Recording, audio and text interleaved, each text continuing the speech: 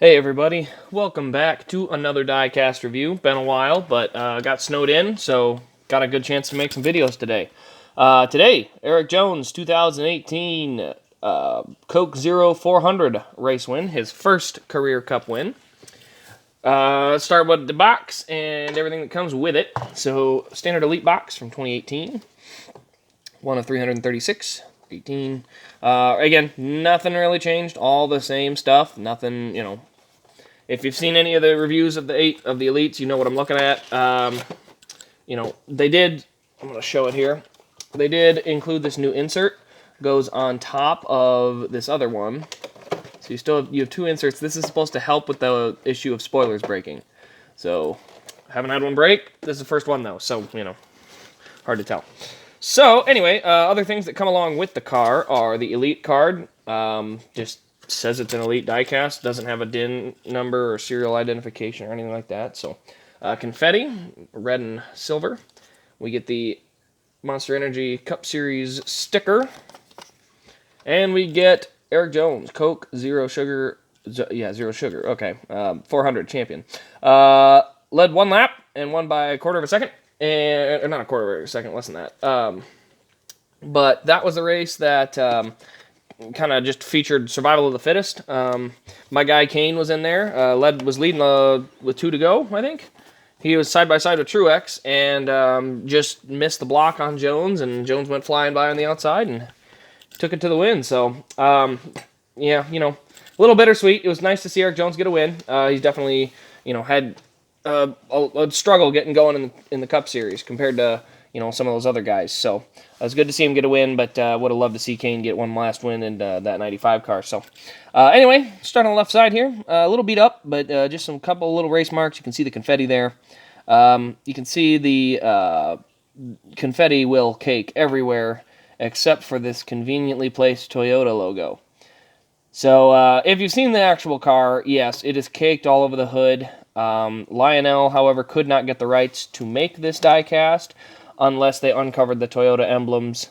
So, thanks a lot, Toyota. But also, at the same time, they, I guess I understand it. They want people to at least see the Toyota logo. Otherwise, you see buy Toyota maybe, but otherwise it's just caked forward and you never see the logo on the hood. So, I get it from a sponsor standpoint, but, is what it is.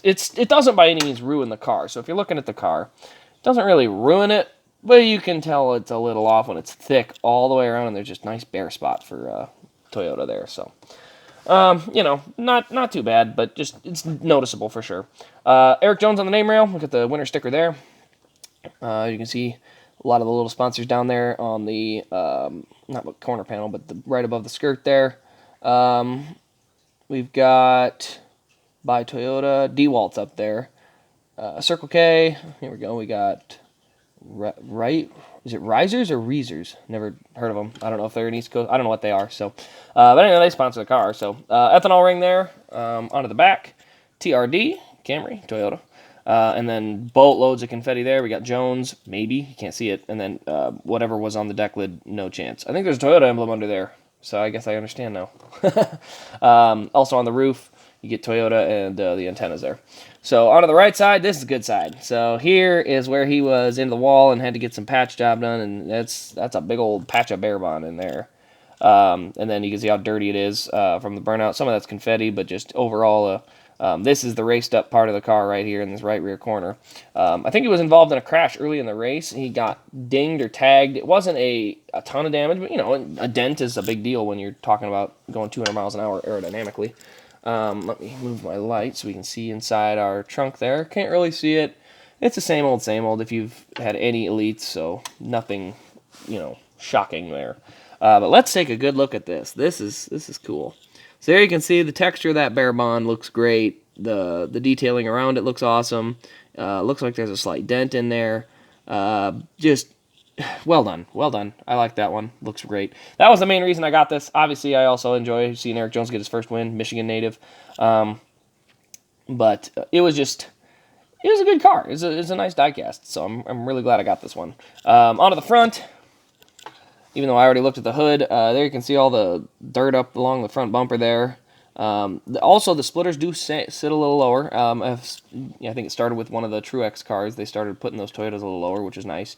There's that Toyota Camry, and then just everything all over. We're going to look underneath the hood. Maybe. There, we popped it open.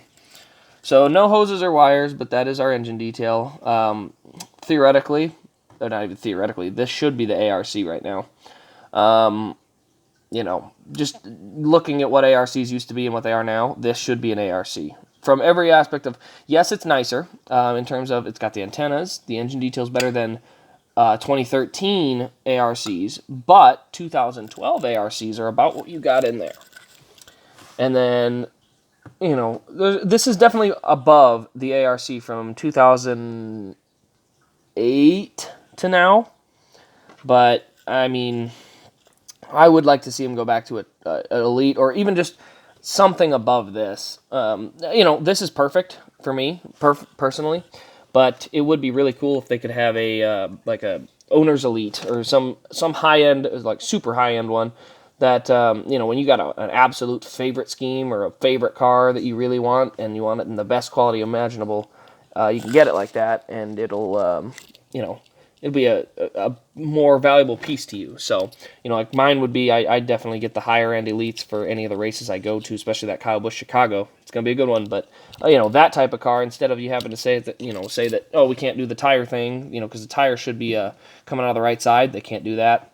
They also can't do the dents or any type of damage. They're going to do the paint damage, but they can't actually push in the fenders. But if there was a high-end elite that they only made, say, 100 of or something, just, you know, didn't make a ton of them, it'd be really cool to have it where the damage is a lot better, it's more realistic. I mean, just a better overall car. Window net would come down, you'd have the seat with logos along the seat if it had an in-car cam. Just, you know, a lot of the little things would be really cool to see. So, they haven't got there yet.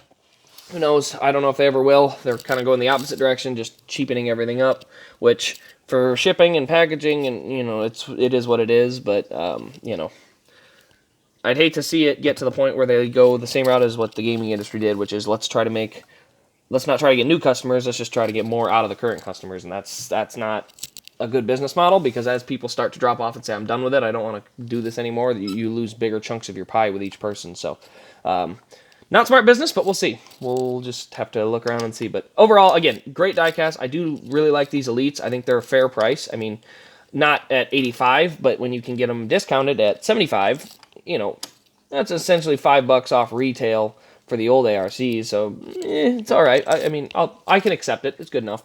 So anyway, definitely recommend it. But long review, rambling on here. So give you a little sneak preview though of the one I've got coming up next. It is a really nice one, and then we'll get this video wrapped up because it's getting a little long. It's in the Chicago raced version, not a win, of Kyle Larson. So no more sneaks from that. I'll show you a couple things in the next video. But as for this one, this has been Race Craze, signing off.